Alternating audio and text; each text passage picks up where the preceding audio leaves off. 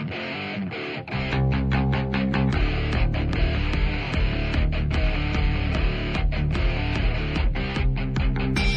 lies and buying time, killing people next in line. Lower classes, social slime, they don't matter. Genocide, sick from water, sick from air. Making money, they don't care. Caesar shit, force of air. Fuck them back, it's only for they bomb. They shoot, they kill, they massacre, rape. They burn the kids, no one leaves countries. Laugh to your face, fight and die. Cause God forgives.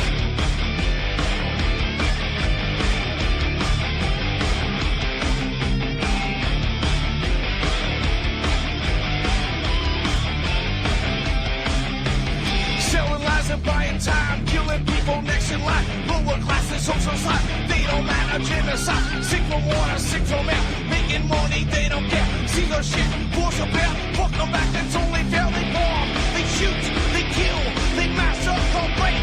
They burn the kids, no one leaves countries. Lie to your face, fight and die, cause God forgives. Yeah. Coming back around again.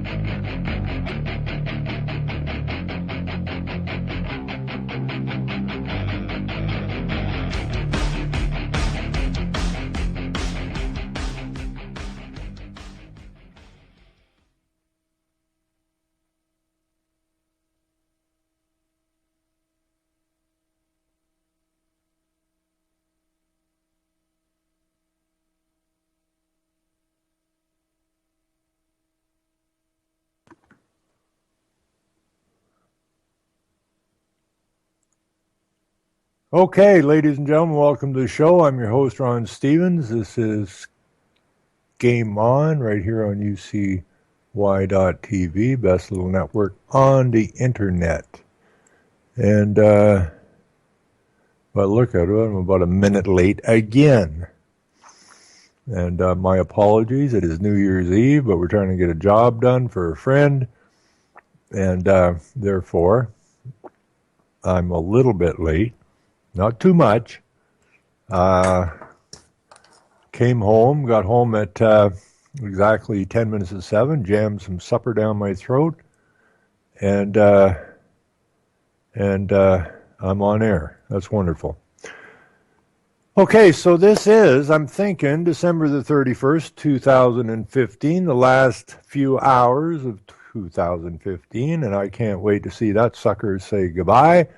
And we're headed to 2016, which is going to be the beginning of the kick-ass time. 2016 is when we get back what we lost centuries ago. Ourselves. That's what we lost. We lost ourselves, and we have to get ourselves back. And 2016, I have no doubt in my mind, is the year that we start to turn this around. The boat is upside down, meaning the world is upside down, and this is the year we right it. So, you've heard the sayings over the years, like don't rock the boat. I heard that when I was a kid, when I was a teenager. Don't rock the boat. Don't rock the boat. No. Well, why ain't they rocking the boat? And then they got a song, rock the boat gently. Screw that idea.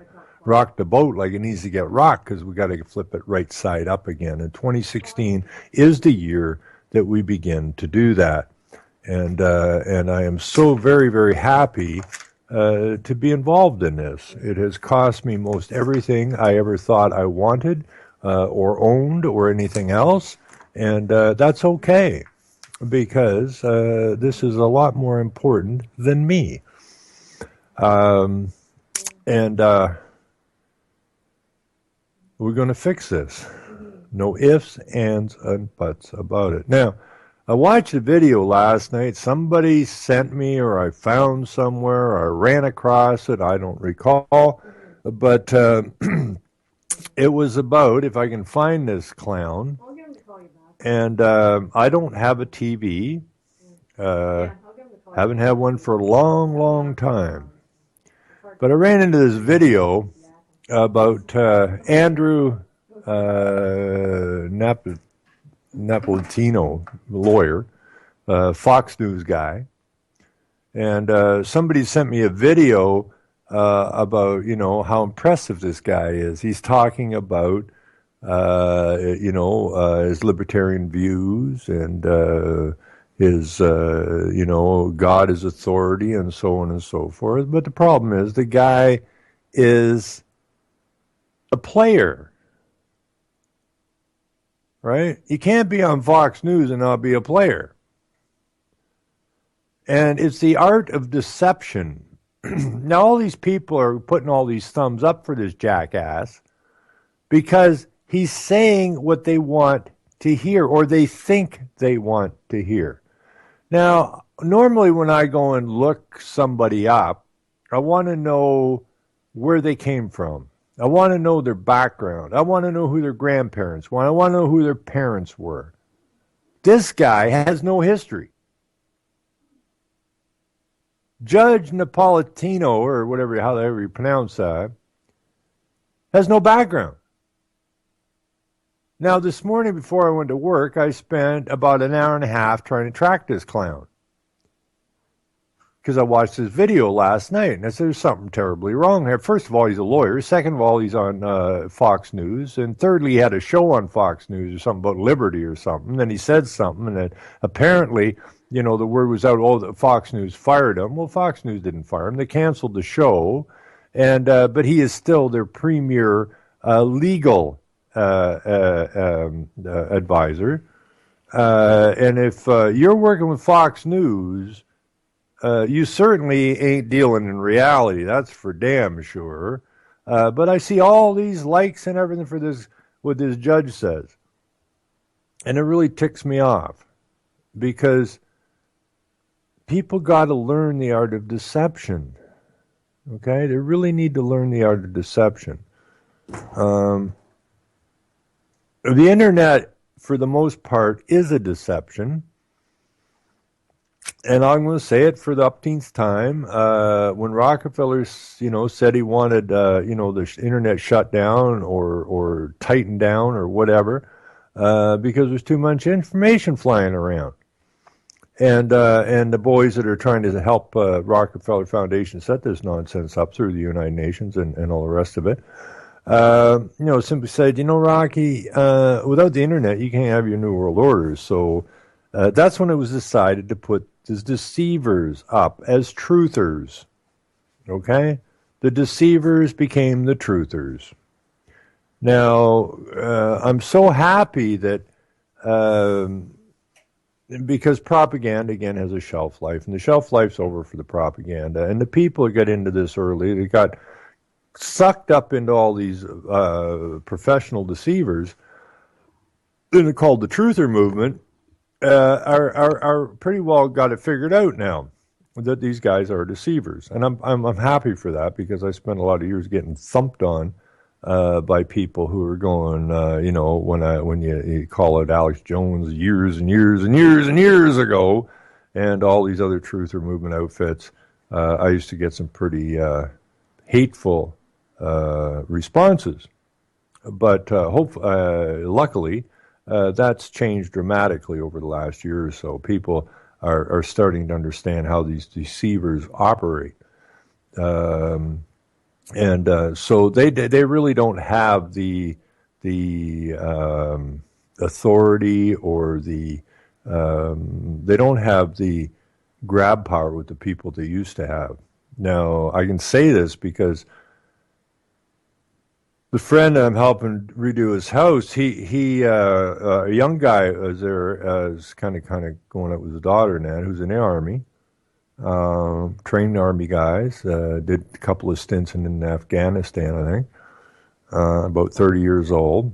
And I don't know exactly what woke him up. Something woke him up. probably his tours to Afghanistan. And he got looking around. Very articulate young man, and an intelligent guy, and he went on a search to find out what the hell's going on, and he went through the same thing. He went through the Alex Jones and the Max Kaisers, and you just name them off. I mean, it's like a never-ending list. A lot of people follow the Health Ranger. I mean, this guy's a complete player. Wake up, folks. Okay. We had a nice chat there today, and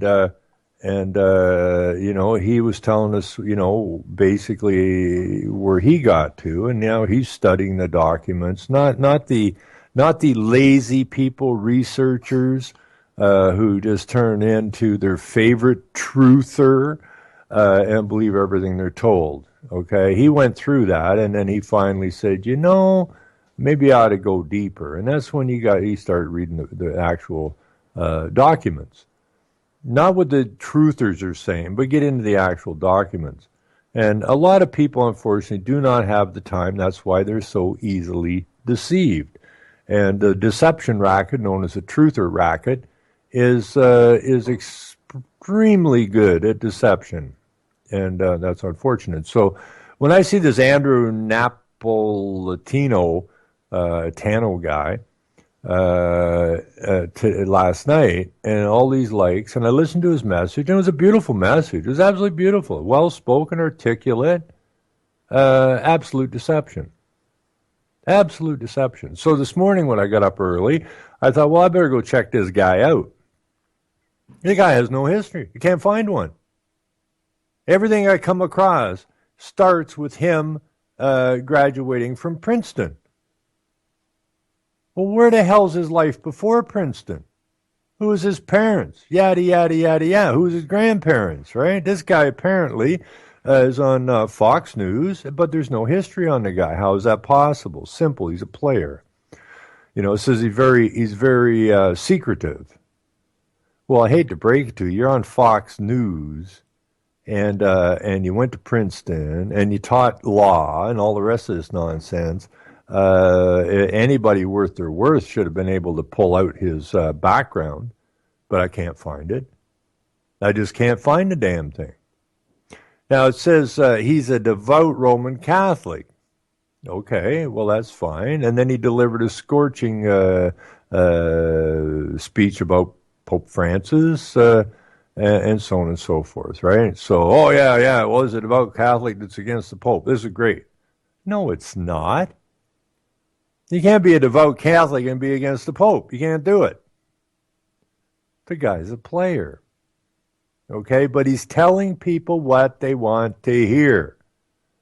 He's talking about revolution. He's talking about the Constitution. He's talking about your right to arms and so on and so forth. But if you listen to his message carefully, okay, he's pushing for people to start shooting.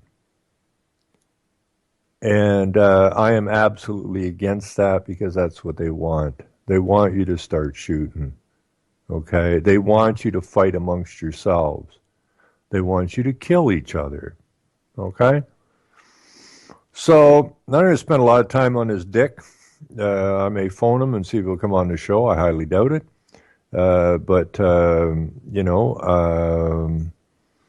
This guy's bad news. So if you've been listening to Andrew Napolitano,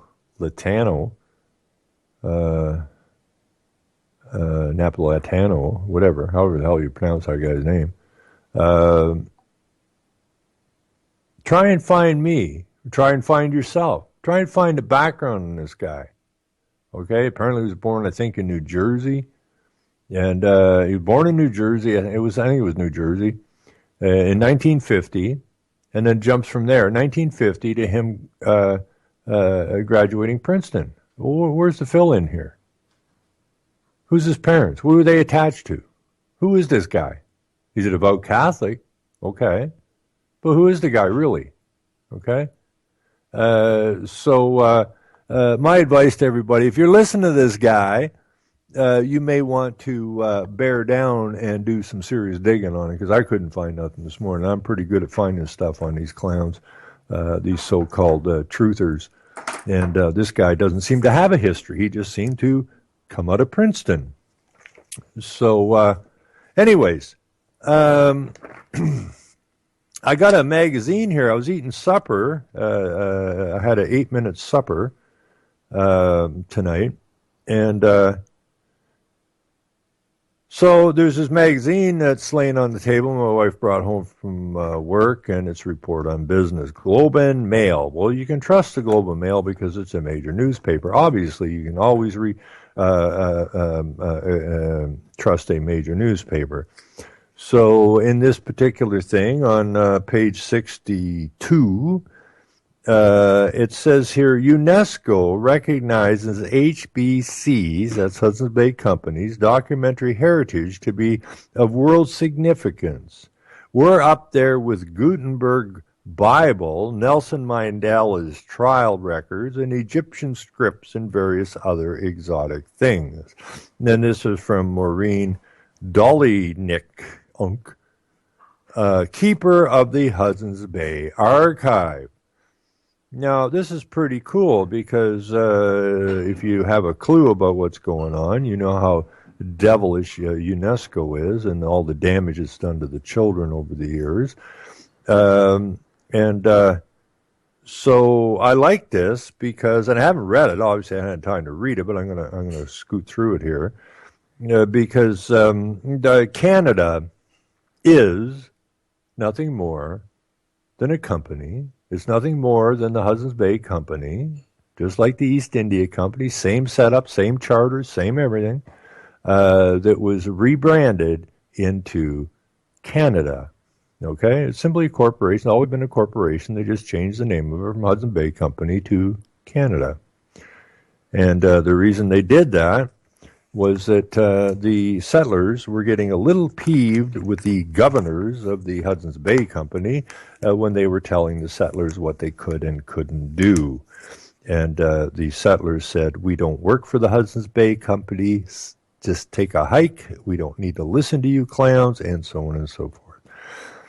And that's when the governors of the Hudson's Bay Company go back to England and said, we're having some problems with the settlers. We understand you now have instituted a parliament. How's that working out for you? England said, great. They don't get it. They're stupid. We deceived them. We hoodwinked them. And the governors of the Hudson's Bay Company says, well, could we get something like that over here? Sure, no problem. We'll appoint you, go set it up, and we'll call it responsible government. That is the reality of these lands.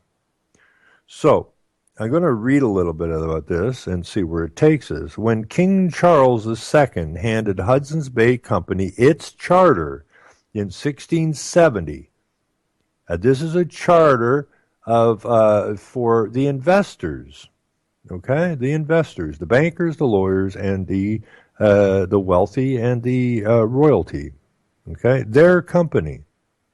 With it came a monopoly on trade across 1/3 of what is now Canada. That kicked off the lucrative fur trade with male beaver pelts as the going currency. The company's more than 26,000 artifacts, as well as its photographs and documents, now housed largely at the Manitoba Museum in Winnipeg. And Manitoba, in Winnipeg in particular, just happens to be the home of the IISD, which is the International Sustainable Development, which was basically founded by Morris Strong, who thankfully, hopefully, I hope it wasn't a mistake, is dead because he was a very ugly man. Don't mean physically. Well, he wasn't pretty physically, but he was a man of ugly intentions. Anyways, it goes on. Winnipeg and the provincial archives and financially supported by HBC. Chronicles not just HBC's history, but also the lives of the First Nations people and European settlers going back 350 years. It includes beaded bandoliers, whatever that is, and belts, porcupine quill work, and Inuit rain suit made from the intestines of a seal. It's old school Gore-Tex, says Amelia Fay, curator of the Manitoba Museum. Other oddities in the collection: a taxidermied dog that was part of the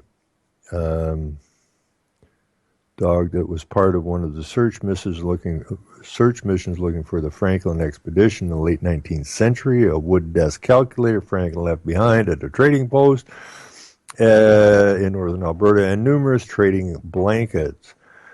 Some of this history is still finding its way back into the archives. In 1919, HBC commissioned a documentary called The Romance of the Far Fur Country by Harold Wyckoff to mark its 250th anniversary. The 6-month expedition in Canada's most inhospitable climates was with more than 450 kilometers of film equipment in tow, or kilograms in tow, yielded remarkable scenes of northern life. It was hidden away at the British Film Institute, a good thing since FBI was able to preserve the highly flammable nitrate film until 2011. When the archives requested the film back in October, Wyckoff's grandson donated the filmmaker's diary, photographs, and letters from the expedition. Yada, yada, yada. The archives serves as a scientific purpose too. Long before Environment Canada, HBC Trading Post kept meticulous daily records of temperatures, wind conditions, and sea ice. In his history of HBC, Peter C. Newman wrote that it is probably the best documented institution in the world, next to the Vatican, who just happens own your house and everything in it.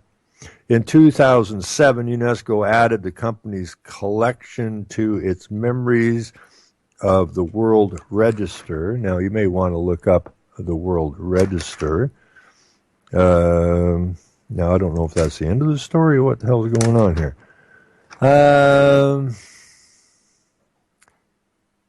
That's Royal Bank.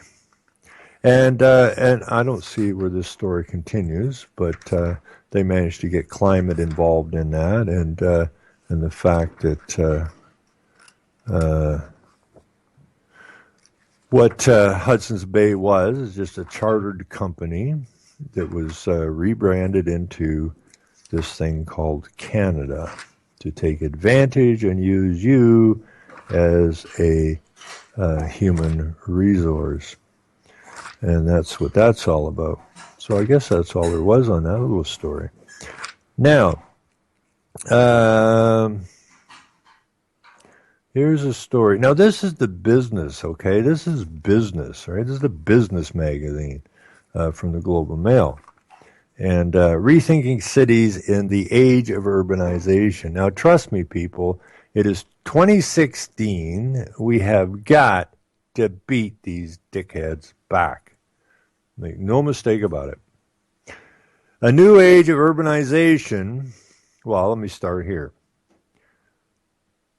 Rethinking cities in the age of urbanization. Canada will need to shape smarter, sustainable, and more livable cities. The first question could be, why? Why do we need to do this? You have 34 million people in the second largest landmass so-called country on the planet, which is, for all intents and purposes, vacant. So why does Canada need to shape smarter, sustainable, and more livable cities? I don't know. I really don't know. Let's go find out. A new age of urbanization has begun. Around the world, people are migrating en masse to the cities. Why is that? Because they shut all your jobs down in the rural areas. That's why. They're moving to the cities trying to find work. They don't want to move to the cities, but they don't apparently have a choice but to move to the cities. Few countries, including Canada, can keep up with the growing demand for urban real estate and infrastructure. For business leaders in Canada, ranked 40th in the UN's Global Urbanization Report, this presents both an opportunity and a challenge, says James McKellar, who launched Canada's only formal graduate real estate program in the early 1990s at the Schulich School of Business, which is at York University, and this guy's up to his arse in the UN and New World Order. Look him up. 5 years ago, Schulich's program was expanded to include infrastructure management, the second most important building block in the regeneration of cities, as economic migrants help to fuel demand for real estate in Toronto, Vancouver, and other centers. The thriving sector is able to entertain big ideas to meet the country's unprecedented need for housing and shelter, social services, sanitation, access to clean water, alternative energy, education, and transportation. The renewed push to make our cities better places to live, address social needs, and enhance the prosperity of our urban regions is having an impact on the way we do business. 2016, we better, learn how to push back, is all I'm saying. In the 1990s, a time of wild volatility in interest rates and uncertainty in urban housing markets. I know the 1990s well because we lost our business, which just happened to be in housing. And I know many other people that lost their business or got severely tanked because of this pre-planned setup. Many of the country's largest property management development firms went bankrupt. No kidding. Interest rates at that point in time went to 12% plus, and it just shut the economy down. Anyways, one out of the ashes arose a stronger. Okay, Build to Destroy. Okay, go listen to that song by Bob Dylan. And I forgot what it's called. Tough Luck. Put in Bob Dylan, Build to Destroy. You'll find it, and it nails it. Out of the ashes arose a stronger, vibrant industry flush with professional talent and well-informed leadership, disciplined lending practices, creative new business arrangements, and financial models, government initiatives, and new institutional investors such as OMERS and other pension funds. Today, Professor McKellar estimates that half the business that banks do is related to real estate, whether it's mortgages or construction lending. A much stronger regulatory framework helped Canada avoid the 2008 credit crisis that burst the real estate bubble in the United States, fueled by mortgage-backed securities. Yada, yada, yada. Given the scope and scale of the urban challenges across the globe, experts are now focusing on ways the industry can intelligently meet demand for more livable and sustainable communities.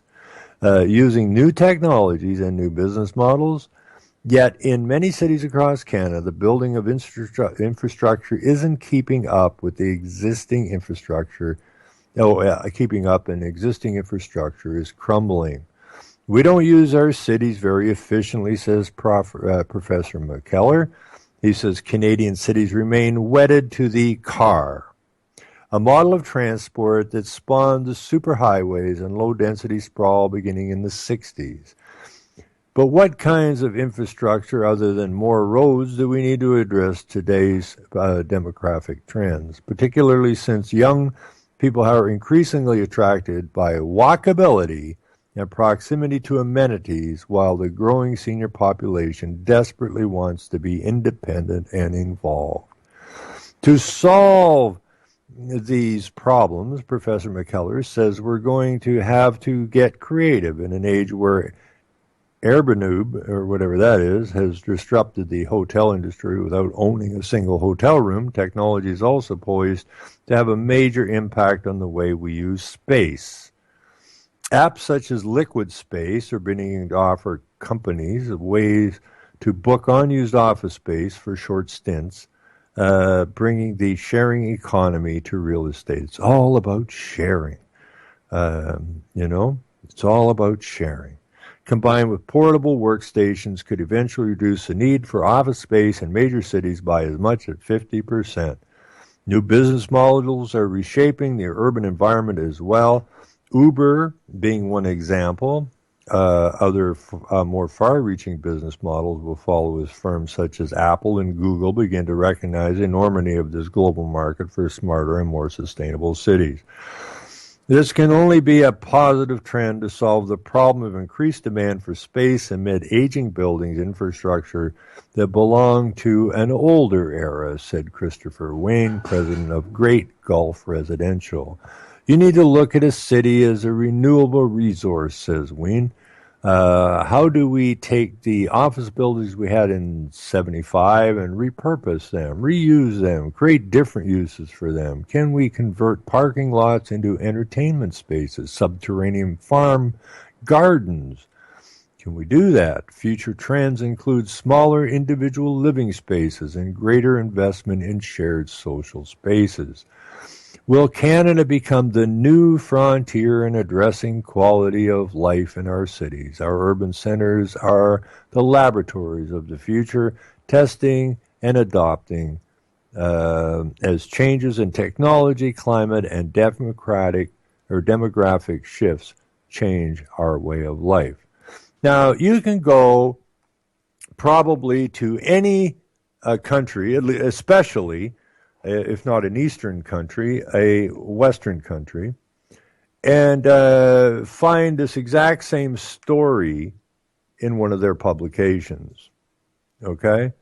This is straight out of the shelves of the United Nations, which is the Rockefeller family, and you can go on and on and on. It's just the Rockefeller family is so involved in this stuff, it's ridiculous. Now, to build us more sustainable housing, in Vancouver now, you can buy condominiums as small as 200, I think it is, and 26, 28 square feet, which is smaller than the room I'm sitting in talking to you today. And this room that I'm sitting in right now is 255 square feet. And in this room, I have my desk, my computer, a printer, 2 couches, a coffee table. That's what's in this room. And a very small wall unit, and that is what is in this room. Now they're selling new condominiums in Vancouver at, I believe it's 226 square feet, and you can pick them up for about $180,000 plus, of course, probably a very exorbitant monthly condo fee. And again, this is just a room, this is a room. Does it feel overly empty? No. Does it feel overly spacious? No. Does it feel extremely compact? No. Does it feel comfortable? Yes. So let's take my 255 square foot room that I'm in, which just happens to be the exact same square footage as my kitchen. So this room, the living room here, and the kitchen would be bigger than 2 condominiums in Vancouver. Now, I'm kind of confused here because I'm sitting in this room and I'm looking around in the room what's here, and I'm thinking, okay, now for knock basically 25 square feet or whatever off of this room, and envision a living room, a kitchen, a bedroom, and a bathroom in this space. Well, I ain't living in it. I'm not living in it. I live in a country, the second largest landmass country on the planet, with more resources per capita by a long shot than anywhere else on the planet. And people are being crowded into 226 square feet condominiums in the cities, while the countryside is being completely vacated because they've shut down any jobs out in the countryside. And this is somehow a good thing? This is in the Globe and frickin' Mail business section? Now, I've said before, I'm well versed in what's going on because I was at a meeting put on by the what's it called? Well,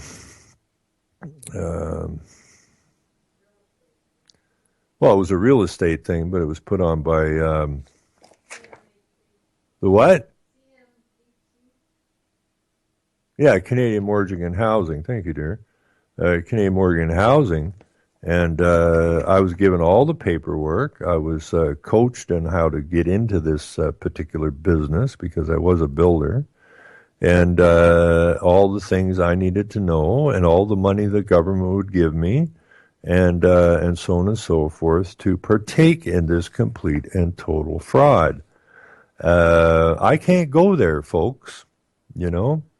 I'm helping a good friend who has some physical problems and is having a tough time. And me and another gentleman have taken upon ourselves. Actually, Art started the project, and we are doing it for basically pretty close to free labor of whatever he can afford, which isn't much.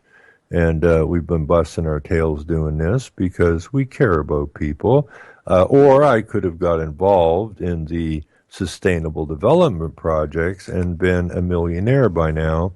No sweat. I'm not a stupid man. People think I'm fairly intelligent. And everything was handed to me. And all I had to do was take that little blueprint and run with it. And I could have tied up more property than you shake a stick at. And I could have, too, been a sustainable developer. But I don't like fraud, and I don't like people being hurt. And this is what this garbage is all about. So, again, I would say that in 2016, all of those people who have been involved themselves in finding out what the heck's going on here, to all of you people, I take my hat off to you. It's a difficult thing for a lot of people to accept the idea that they've been lied to since the day where they were born, but you got to start there because you were lied to since the day you were born. You don't have a country, you have a company. You aren't an individual, you're an asset of the corporation, and so on and so forth. These are just simple realities. That's the way it is. And we got to come to terms with it, because if we don't come to terms with it, we can't take back our lands and we can't take back our rightful position on this planet as men and women. And if you want to go chase the dollar, then be prepared to understand that you are being used, you're being abused, and if you don't think you're being abused, then understand you're abusing someone else. Okay, it's that simple, because this system is a system of abuse. And if I had went into politics, where I was told that I had a very bright future in politics, as long as I could shake hands and smile while I lied to people, that I had a very good future in politics, that's all I had to do. I had to just simply make that choice. If I wanted to be a very successful, sustainable developer, again, all I had to do was make that choice. Am I prepared to lie and harm people for my own wealth, my own benefit? Am I? No, I'm not. Not in the least. Now, when I see people who can't feed their children, now when I see people who can't keep a roof over their head, not for lack of trying, but that's not the way the system's set up. Okay, the system is set up. One of the goals, and if you consider yourself middle class, understand this: there will be no middle class. Okay, it is incrementally, faster and faster, being gutted.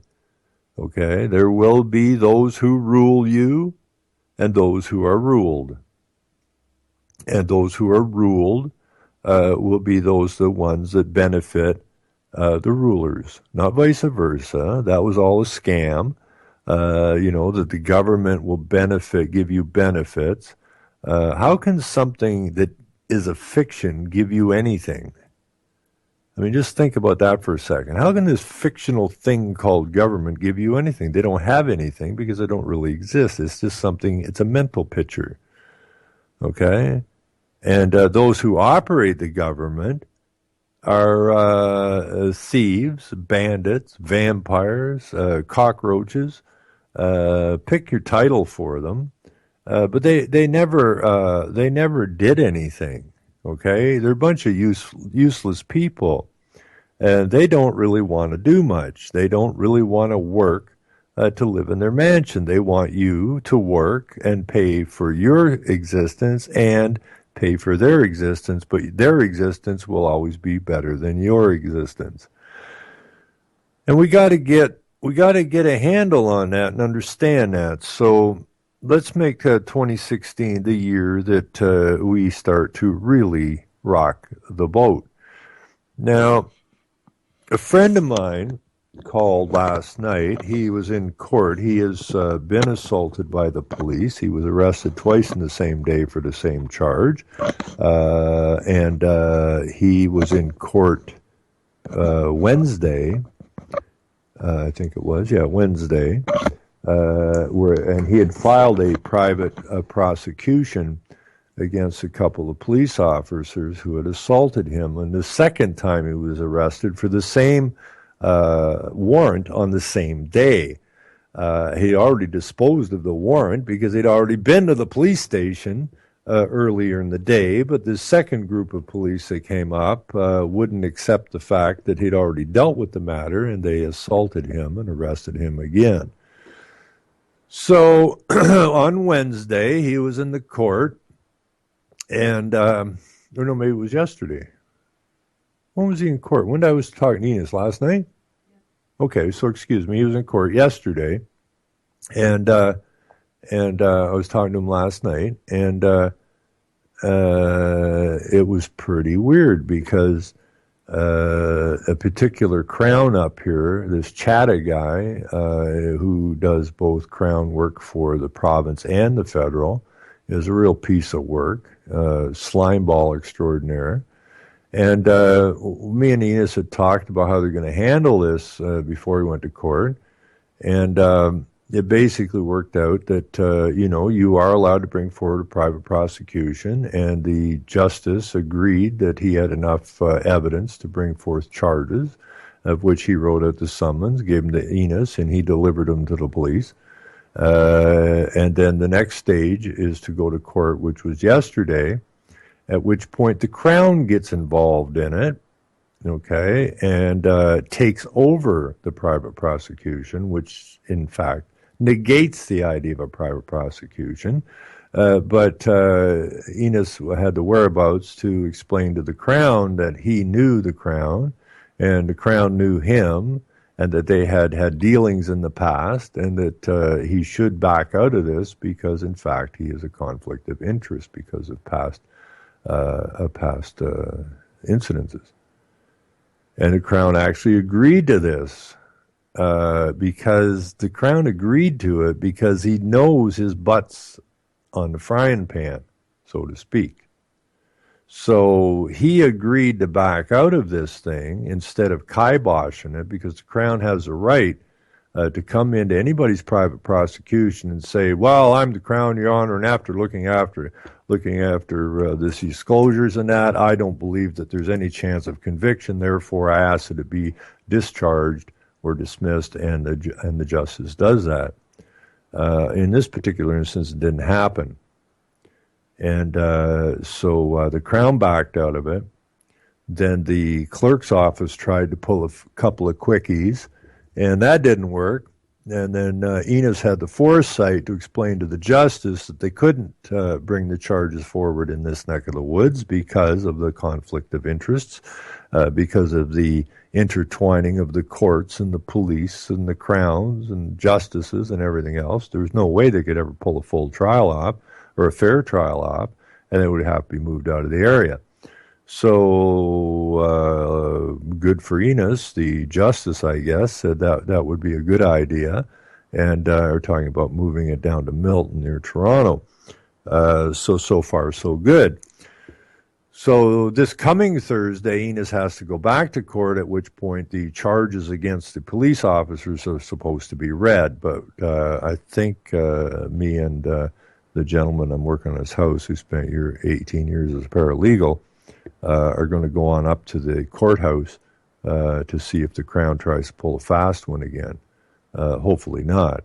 And if he does, well, we got some answers for them. But this is about getting in their face, not laying down, not being intimidated.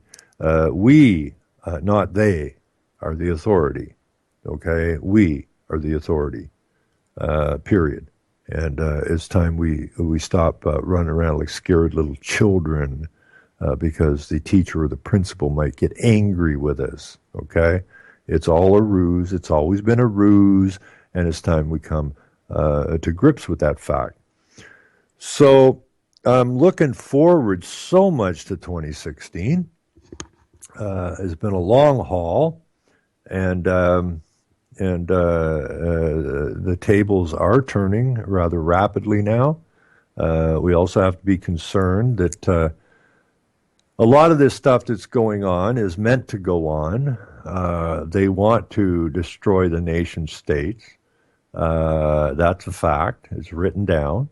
So, while a lot of people think we're winning, in a lot of cases, we're just playing the game out as they have set the game up.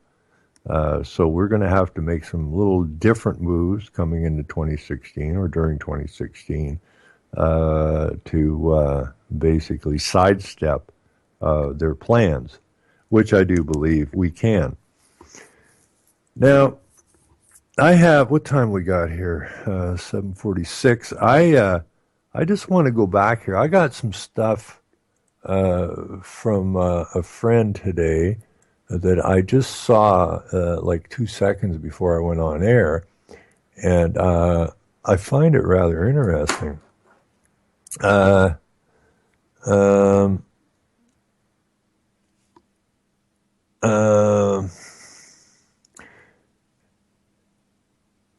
Now, I got the first notice I got from Kathy was that have you seen enviromasochism pieces in the January and February issues of Mopar Collector's Guide magazine yet? Rolling on the floor, laughing is what it says. No, I haven't.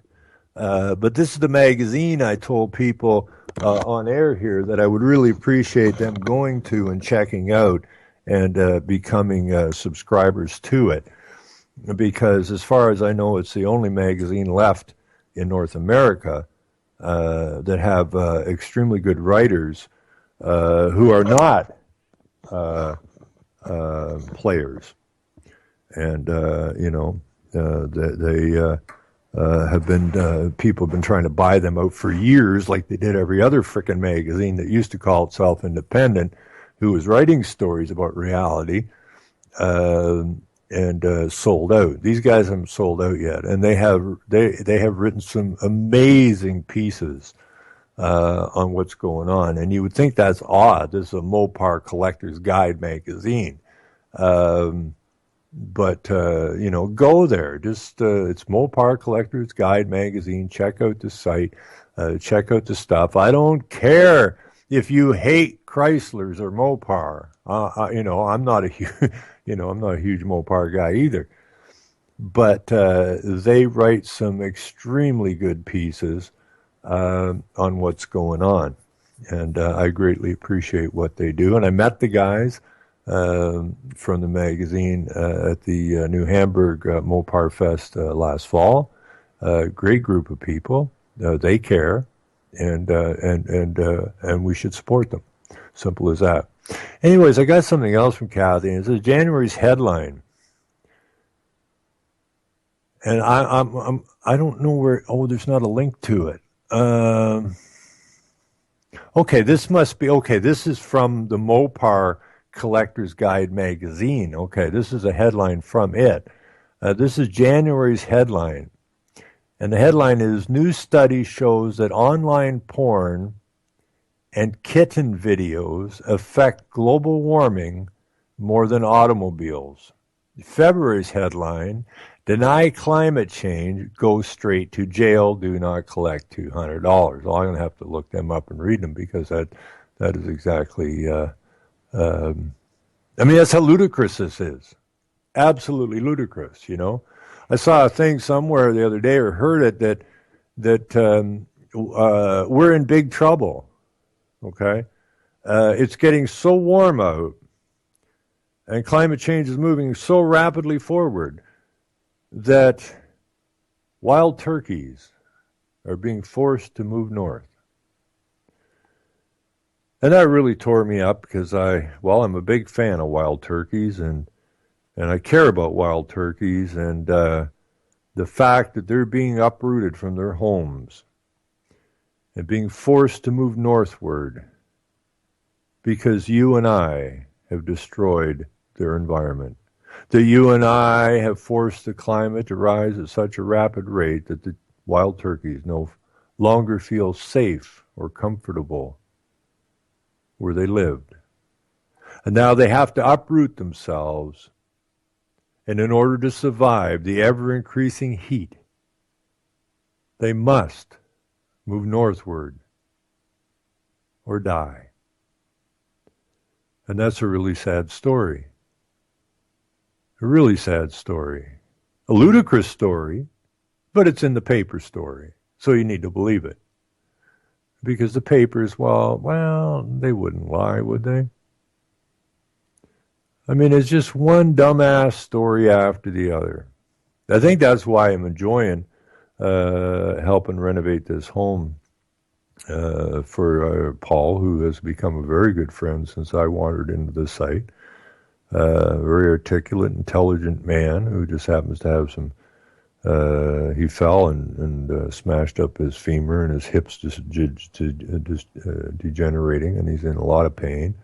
And I feel fortunate to be able to help him renovate his home so that he may rent out part of it so that he can get some kind of an income going again and look after himself. And, it's a good thing that we do this for each other.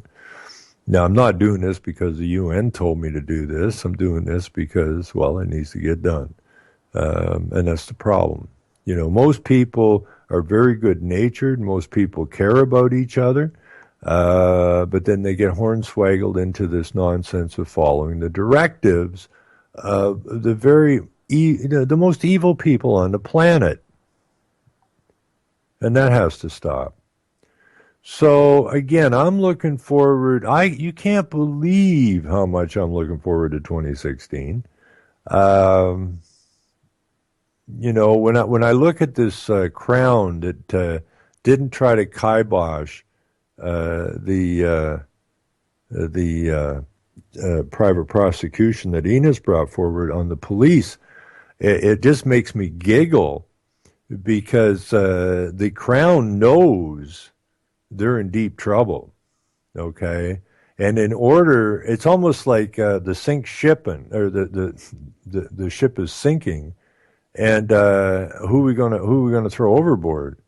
Well, who's the lowest on the totem pole? The police. And I think this, when we shake this out, this could be very positive because the police are the ones that are in charge to bring in the meat to the court so that they can be fed upon. That's their job. Now, they bring the meat to the court. Now, the Crowns in the court turn on those who brought the meat to them, and the cops are going to be going, what the hell's going on? You're supposed to be protecting our butts. Well, yeah, but if we protect your butt, they're coming after our butt, and you're lowest on a totem pole. Like, why do you think we pay you so much money to drive around in cars all day doing not really a whole lot of nothing? Why do you think you get paid so much? So I'm thinking that this may have a very positive impact upon the police as they scratch their head and go, wait a minute, we just got our butts hauled into court here. And the Crown, whose job is to get in between the private prosecution and the actual prosecution, so that it never takes place, has backed out of this and left us dangling. And I'm hoping the police, if you are listening, Mr. Policeman or woman, understand what you're involved in, okay?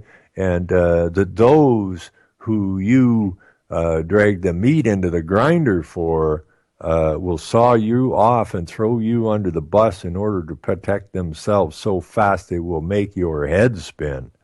And I'm hoping that that's what we can bring forward from this court process that's now getting underway. So, all is good. It's the end of 2015. We're rolling into 2016. And this is the year that we have got to put our feet down. And we have got to stand. And we have got to say no more. Okay? It's over. These are our lands. It is not the Queen's highway. It is our highway. If you can show me the deed to the highway that the Queen owns the highway, put it on the table. If you can show me where the Queen invested anything in the highway, show it to me. If you can show me where the Queen lifted a shovel full of dirt to build a highway, let's see a picture. No, the highway was funded by you and I and your families, and your forefathers. It was constructed with their labor, and it belongs to them. It belongs to you. It belongs to me. It is our highway. It is not the Queen's highway. These lands are not owned by the Queen or a rebranded Hudson's Bay Company started up by a bunch of investors. These are our lands. They're the lands of the people, regardless of where you go on the earth. They are not the lands of the United Nations who are going to tell you how much water or how much wood or how much fuel or what size home you're going to live in. The earth and everything on it belongs to the people.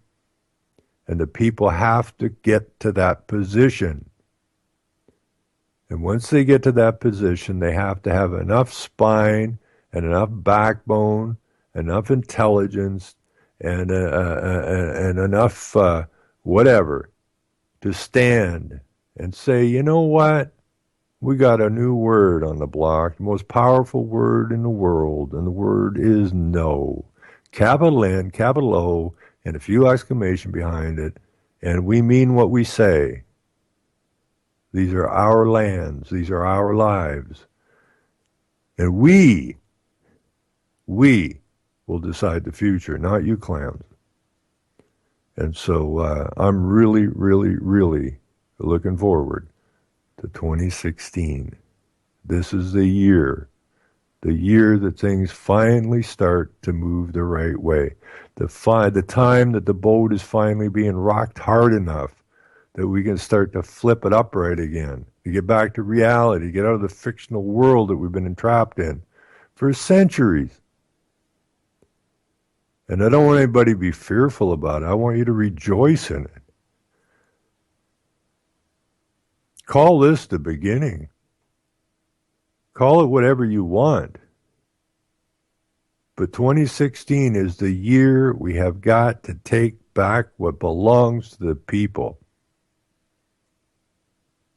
It is not about revolution. This is about getting back to reality. Get away from this fictional nonsense that has entrapped and robbed and destroyed families and people around the world for centuries.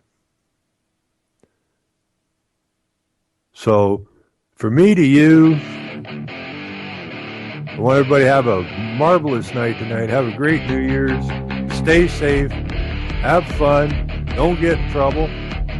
And we will be back on, I guess, Saturday night on Revolution Radio and back here Sunday at noon into the new year right here on UCY.TV. Take care, everybody. Be good and have fun. And we're out. They kill, they massacre, they burn the kids.